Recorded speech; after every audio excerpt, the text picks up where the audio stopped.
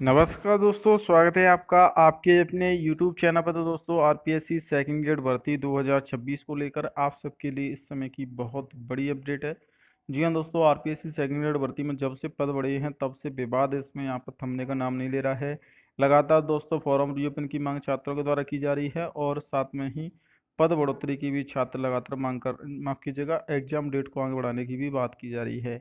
क्योंकि दोस्तों सिंपल सा है, अगर किसी भर्ती के फॉर्म रीओपन होते हैं तो दोस्तों आपके इस भर्ती में फिर आपको जो छात्र फॉर्म भरते हैं उनको तैयारी करने के लिए समय देना होता है।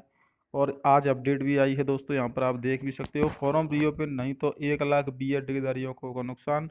वरिष्ठ अध्यापक भर्ती में 4037 पद बढ़े।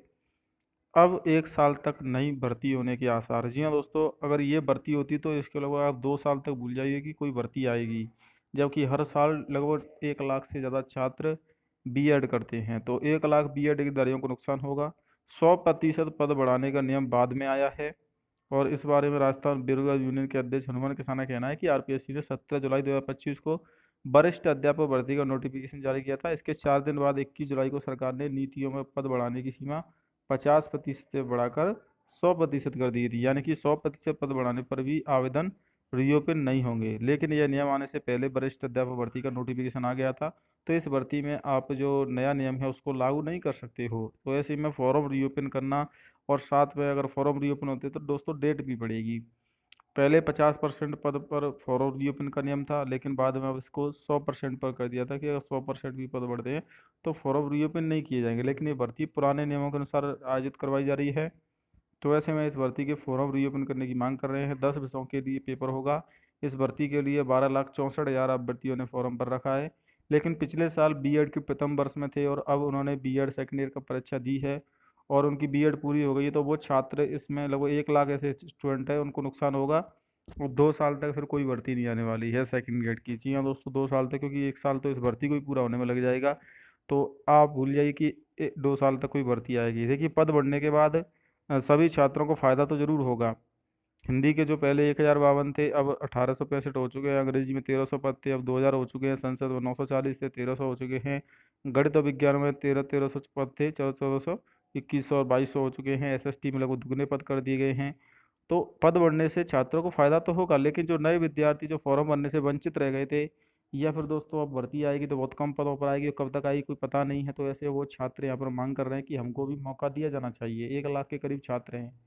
तो अब देखते हैं बोर्ड इसको लेकर आरपीएससी क्या, हम दोस्तों यहाँ पर फैसला लेता है। हालांकि एक जो अपडेट है कि 2 पद बिना फॉर्म के कैसे भरवाएंगे। शहरिया के 9 पद हैं, और इनमें आरएच सामान्य महिला के 2 पद शामिल किए गए हैं, जबकि सामान्य महिला के पहले एक भी पद नहीं था। तो अब इसमें 2 पद आने की वजह से दोस्तों अब इन 2 पदों को बिना फॉर्म के तो भरवाया नहीं जा सकता है। फिर इसमें फॉर्म रीओपन किए जाएंगे। अगर मान लीजिए 2 पदों के लिए भी फॉर्म रीओपन है तो 100 फॉर्म में मान लीजिए 50 मान लीजिए, तो फिर उन छात्रों को तैयारी करने के लिए समय देना होगा। तो ऐसे में छात्र दो मांग कर रहे हैं इस समय कि एक तो फॉर्म रीओपन किए जाए और डेट को आगे बढ़ाया जाए। हालांकि काफ़ी सारे स्टूडेंट की तैयारी अच्छे से चल रही है, 12 तारीख के हिसाब से उन्होंने तैयारी की है। वो मांग कर रहे हैं कि समय पर पेपर हो। अब आरपीएससी इसका फैसला लेगा कि इस भर्ती को पुराने नियम के अनुसार ही दोस्तों कंडक्ट कराया जाएगा या फिर नए नियम के अनुसार। तो फिर इसमें दोस्तों आपके फॉर्म रीओपन हो सकते हैं अगर पुराने नियम के अनुसार देखा जाए तो।